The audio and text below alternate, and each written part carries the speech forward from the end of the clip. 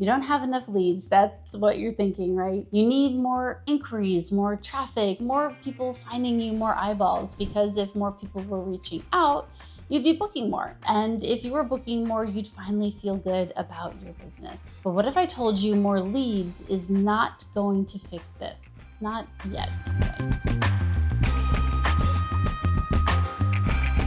In the last video, we walked through your numbers, and for a lot of you that felt a little uncomfortable, a little cringy, because you realized that you're not actually making what you thought you were. So naturally, your brain goes, oh, I just need more weddings, which means I need more leads. And listen, you're not wrong for thinking that. That's what this entire industry teaches. More leads feel like the solution because it's the most visible lever you can pull. You can post more, run ads, fix your SEO, try going viral, collaborate, network. It feels productive.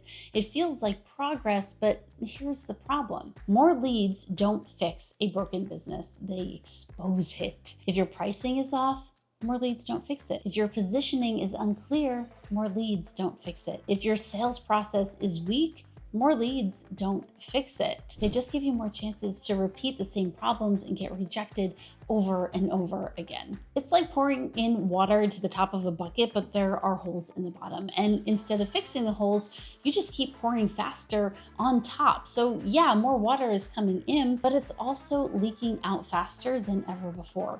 And now you're tired because you're working harder to stay in the same place. I've had photographers tell me, I just need more inquiries. And then we look at their inbox and they already have inquiries and they have people that are going to their website and visiting all their socials. They're just not converting them. Or they're attracting price shoppers, mismatched clients, people who ghost after pricing is revealed. So it's not a lead problem, it's a quality and conversion problem. Let me ask you this. If I doubled your inquiries tomorrow, would your business actually be better? Or would you just be answering more emails, getting ghosted more often, booking more low value, low profit clients and still feeling like you're a horrible photographer because no one is booking you the way that you want? Because for a lot of photographers, more leads doesn't create the relief they're expecting. It creates more chaos. But when you fix this, and I see photographers like my client Wisteria 5xing their Instagram following and then doubling their booking wedding prices, it is possible. But here's what you need to know. There are really only 3 things that matter when it comes to leads. Number 1 is volume. Yes, you need people finding you, but that's not the full picture. Number 2 is quality. Are the right people finding you? People who value what you do, can afford you, and align with your brand and photography style. Number 3 is conversion.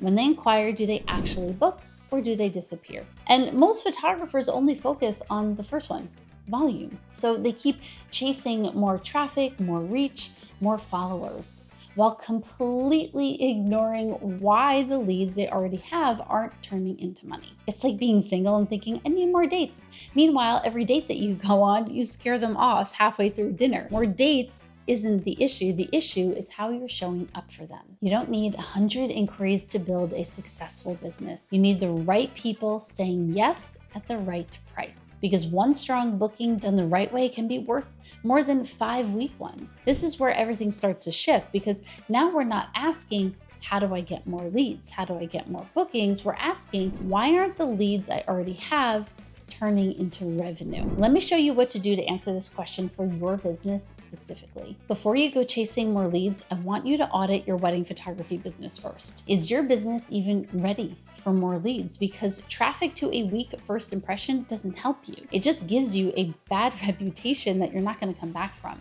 So here's a quick audit, and be honest with yourself here. Step 1, Google and ChatGPT yourself.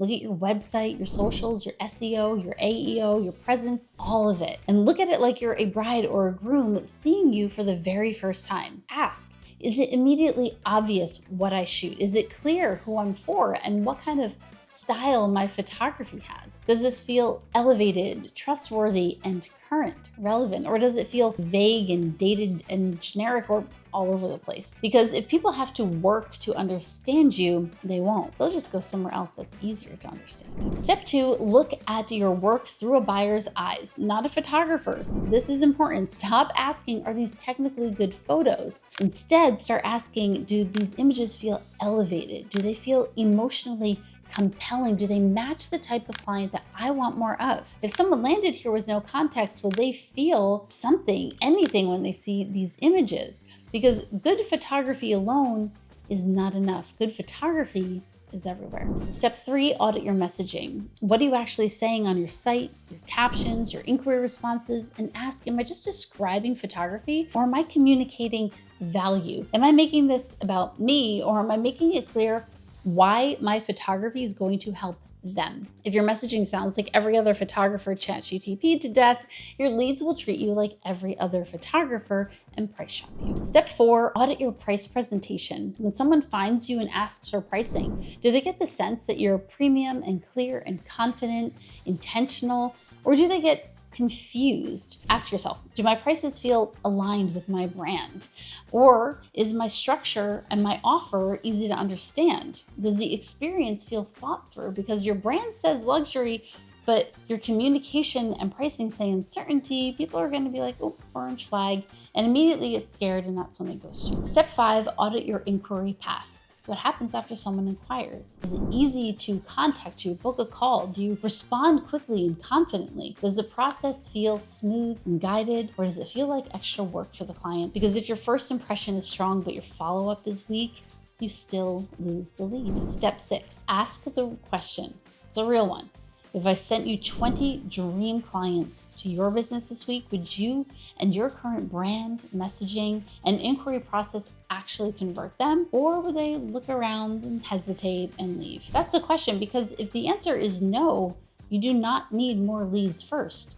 You need to get lead ready. More leads are only helpful when the business they land on is ready for them. Otherwise, you're just paying in time, energy, maybe ad dollars to send people into a funnel that leaks. More leads, it's not the first fix. It's actually usually the last one, because when your business is structured correctly, you don't need as many leads. You just need the right ones. So now you've got 2 options. You can keep doing what most photographers do and start chasing more leads, posting more, trying new strategies, and hope something sticks. Or you can pause for a second and realize leads are not random, bookings are not luck, and marketing is not post and pray. There is a structure to this. And if you don't have that structure, it doesn't matter how many people find you, you're going to lose way too many of them. So in the next video, I'm going to show you what that structure actually looks like.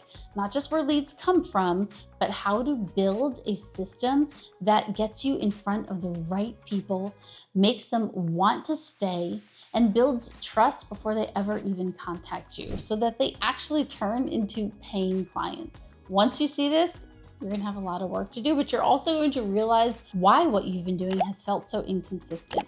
And more importantly, you'll finally know what to focus on instead of guessing. I'll see you in the next video.